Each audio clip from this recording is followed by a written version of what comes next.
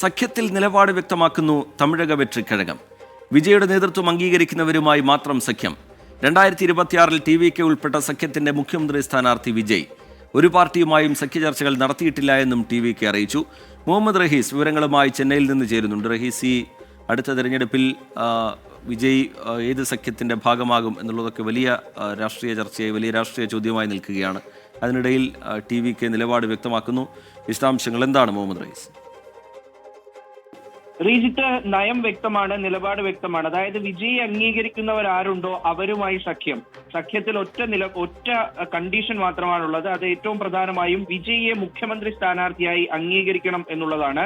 2026 തെരഞ്ഞെടുപ്പിൽ കന്നി അംഗത്തിനിറങ്ങുന്ന TVK ആ ഒരു മുന്നണിയിലെ പ്രധാന കക്ഷിയായിരിക്കണം എന്നുള്ള ഒരു നിലപാട് മുന്നോട്ട് വെച്ചാണ് ഒരു സഖ്യ രൂപീകരണത്തിന് ഇപ്പോൾ തയ്യാറെടുക്കുന്നത്.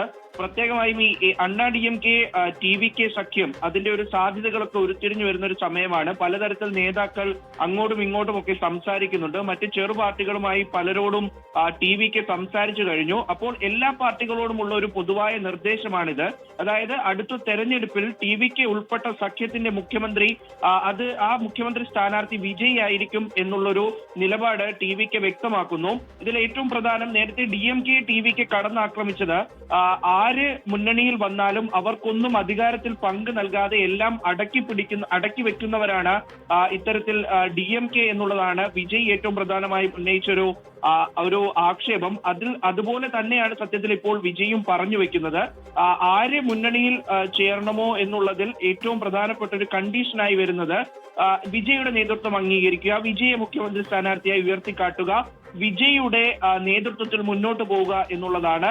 എന്തായാലും 2026-ൽ ചെറിയ കളിക്കല്ല വിജയ് ഒരുങ്ങുന്നത്. മുഖ്യമന്ത്രി പദം ലക്ഷ്യമിട്ടുകൊണ്ട് അത്തരത്തിലൊരു സഖ്യ നീക്കത്തിൽ തങ്ങളോടൊപ്പം ചേരാൻ സാധ്യതയുള്ളവരെ ഒക്കെയും കൂടെ കൂട്ടിയിട്ടുള്ള ഒരു നീക്കത്തിനാണ് വിജയ് തയ്യാറെടുക്കുന്നത്. റീജിത്ത്.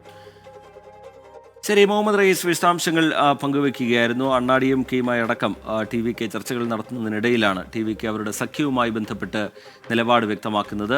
വിജയുടെ നേതൃത്വം അംഗീകരിക്കുന്നവരുമായി മാത്രമായിരിക്കും സഖ്യമുണ്ടാവുക.